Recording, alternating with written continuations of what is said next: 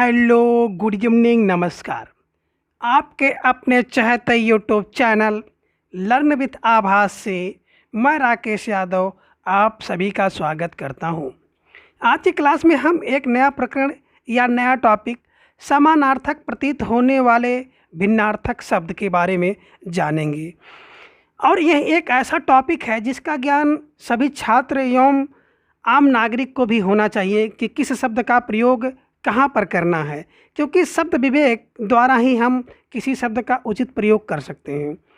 तो सबसे पहले हम लोग देखेंगे कि ये समान प्रतीत होने वाले भिन्नार्थक शब्द किसे कहते हैं। देखें तो बच्चों, देखें जो समानार्थक प्रतीत होने वाले भिन्नार्थक शब्द किसे कहते हैं। तो देखिए बच्चों, प्रत्येक भाषा में कुछ शब्द इस प्रकार के होते हैं जो समानता या समानार्थक प्रतीत होते हैं, किंतु इनके अर्थ में सूक्ष्म या थोड़ा अल्प या हल्का सा अंतर होता है, या यूं ही कहा जा सकता है कि वो देखने में तो समान होते हैं या एक ही होते हैं, लेकिन इनका प्रयोग जो है अलग अलग प्रसंग पर किया जाता है। अर्थात अर्थ एक ही होता है, एक समान अर्थ होता है, लेकिन उसका जो प्रयोग होगा वो अलग अलग प्रसंग में किया जाता है। अर्थात परिभाषा के रूप में आप कह सकते हैं कि जो समान अर्थ वाले शब्द प्रतीत होते हैं, किंतु उन शब्दों में अर्थ भिन्नता या विशिष्टता होती है, उसे हम लोग समानार्थक प्रतीत होने वाले भिन्नार्थक शब्द कहते हैं। अब देखें ये भिन्नार्थक शब्द कैसे आपको देखने को मिलता है। देखिए बच्चों, एक शब्द आपको दिखाई दे रहा है अस्त्र शस्त्र। तो अस्त्र और शस्त्र दोनों का अर्थ होता है हथियार। अर्थ क्या होता है? हथियार। लेकिन अस्त्र का प्रयोग और शस्त्र का प्रयोग अलग अलग होता है। अस्त्र का प्रयोग कहाँ पे किया जाता है? जो हथियार फेंक कर चलाया जाता है उसके लिए अस्त्र का प्रयोग किया जाता है। क्यों? क्योंकि जो अस्त्र है ये संस्कृत भाषा का जो धातु है अस, उस धातु से बना है, और अस धातु का अर्थ होता है फेंकना। अर्थात जो फेंक करके चलाया जाने वाला हथियार होता है, उस हथियार के लिए हम लोग अस्त्र का प्रयोग करते हैं। जैसे बाण है, चक्र है, बंदूक की गोली है और प्रक्षेपास्त्र है। दूसरा शस्त्र। जो शस्त्र शब्द है ये संस्कृत की शस्त्र धातु से बना हुआ है, जिसका अर्थ होता है काटना।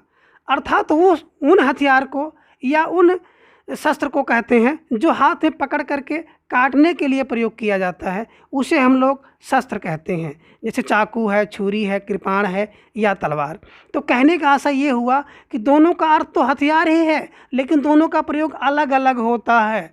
अर्थात अस्त्र का प्रयोग फेंक कर और शस्त्र का प्रयोग काटने के लिए हाथ में लेकर जो चलाया जाता है वैसे हथियार को। अब कुछ शब्द ऐसे हैं जिनका दोनों रूप में प्रयोग किया जाता है, जैसे भाला है, बरसी है, परशु है, इसे फरसा कहते हैं। इनका प्रयोग दोनों प्रकार से होता है। इसी प्रकार से एक शब्द आपको दूसरा देखने को मिलता है उपहार और भेंट। देखिए बच्चों, समानतः दोनों का अर्थ जो होता है देना। उपहार भी दिया जाता है और भेंट भी दिया जाता है, लेकिन दोनों के देने का जो प्रयोग होता है, जो प्रसंग होता है, अलग अलग होता है।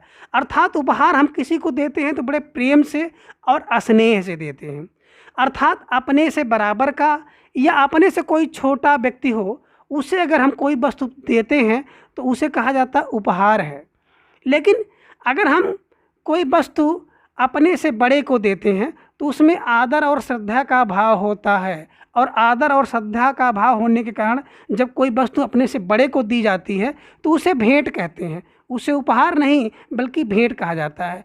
आगे देखें, ग्रंथ और पुस्तक। दोनों का अर्थ अगर देखा जाए तो अर्थ एक ही है। ग्रंथ और पुस्तक दोनों का अर्थ होता है पुस्तक या किताब, है ना। लेकिन ग्रंथ का प्रयोग कहाँ पर होता है? जो प्राचीन काल के धार्मिक, ऐतिहासिक, पौराणिक पुस्तकें हैं उनके लिए हम लोग ग्रंथ का प्रयोग करते हैं। लेकिन पुस्तक का प्रयोग सभी प्रकार की जो किताबें हैं, पुस्तकें हैं, उनके लिए पुस्तक का प्रयोग किया जाता है। तो आए बच्चों, देखें कुछ जो है सूक्ष्म भिन्नार्थक वाले शब्दों की सूची आपको दिखाई दे रही है, जिसके बारे में हम लोग जानेंगे। एक शब्द देखें आपको मिलता है अवस्था और आयु। दोनों का अर्थ अगर देखा जाए तो उम्र होता है, लेकिन अवस्था का प्रयोग किसके लिए होता है? आयु का एक भाग के लिए होता है। अर्थात जीवन का जो काल व्यतीत हो गया उसे हम लोग कहते हैं अवस्था। जैसे इस समय मेरी अवस्था की बात अगर की जाए तो 30 वर्ष है, तो क्या होता है? इस समय अर्थात जो भाग हम लोगों ने क्या कर लिया है, एक भाग होता है, जो काल हम लोग व्यतीत कर लिए हैं उसे अवस्था कहते हैं। और आयु जो होती है, आयु का अभिप्राय होता है संपूर्ण जीवन काल से, अर्थात पूरा जीवन काल जो होता है, जितना व्यक्ति जीवित रहता है उस संपूर्ण उम्र को क्या कहते हैं, आयु कहते हैं। जैसे उन्होंने 90 वर्ष की उम्र प्राप्त की, ठीक है ना।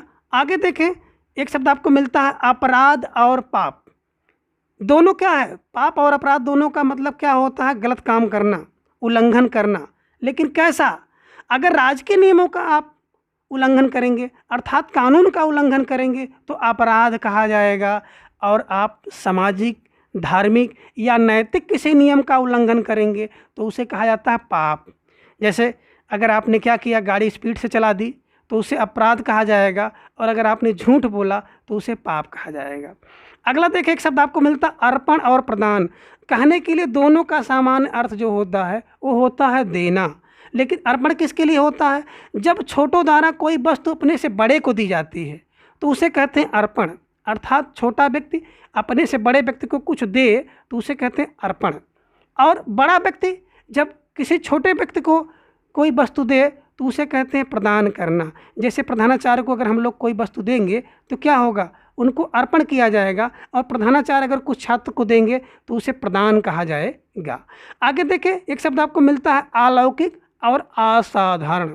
दोनों का अर्थ क्या होता है, दोनों का अर्थ होता है विशिष्ट या विशेष, लेकिन प्रयोग अलग अलग होगा। अलौकिक किसके लिए होगा, जो इस लोक से संबंधित ना हो और विशिष्टता लिए हो, उसे हम लोग कहते हैं अलौकिक। जैसे कहा जा सकता है ना कि ईश्वर अलौकिक है। लेकिन असाधारण क्या है, जो वस्तु या कार्य असाधारण कोट में आता है, अर्थात जो साधारण ना होकर के थोड़ा सा विशिष्ट हो, थोड़ा सा अलग हो, उसे हम लोग कहते हैं असाधारण, और इस लोक का होता है वो। जैसे सचिन तेंदुलकर की बात अगर की जाए तो एक असाधारण खिलाड़ी हैं, क्यों, क्योंकि वो साधारण खिलाड़ी से अच्छे खेलते हैं, साधारण खिलाड़ी से विशिष्ट हैं, इसलिए उनको असाधारण खिलाड़ी कहा जा सकता है। आगे देखें, अभिमान और अहंकार। दोनों का अर्थ होता है घमंड। क्या होता है, घमंड। लेकिन प्रयोग की बात अगर की जाए तो जो व्यक्ति अपने को सबसे बड़ा मानता है या अपने अलावा किसी को कुछ भी नहीं समझता है उसे क्या कहते हैं, अभिमान कहते हैं, और ऐसे व्यक्ति को कहते हैं अभिमानी। और जो व्यक्ति अपने गुण को आवश्यकता से अधिक समझकर उसकी प्रशंसा करे, उस पर घमंड करे, उसे अहंकार कहते हैं। तो यानी कि क्या है, अपने को सब कुछ मानना अभिमान, और आवश्यकता से अधिक मानना अगर देखा जाए तो उसे अहंकार कहा जाता है। आगे देखें, एक शब्द आपको मिलता है आविष्कार और अनुसंधान।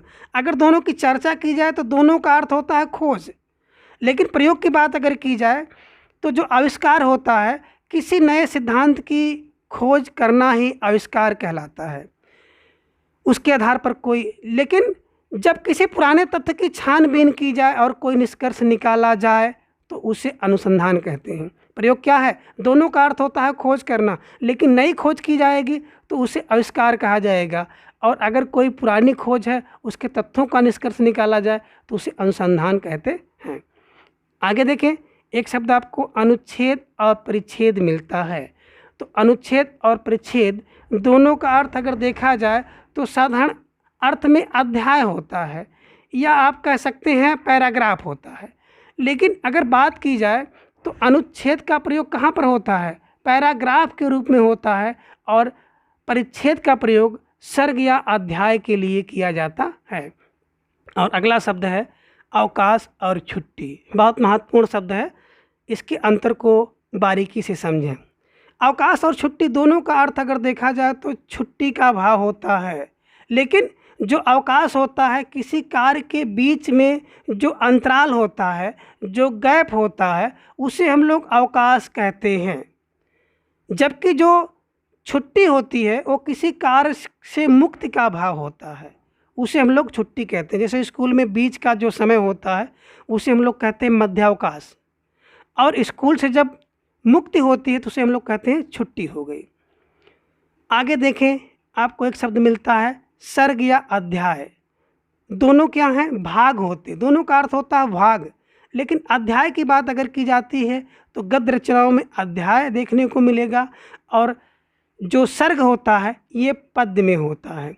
अर्थात जब कोई गद्य की रचना की जाती है तो उसके भाग को हम लोग कहते हैं अध्याय, और जब कोई पद्य की रचना होती है तो उसके भाग को हम लोग सर्ग कहते हैं।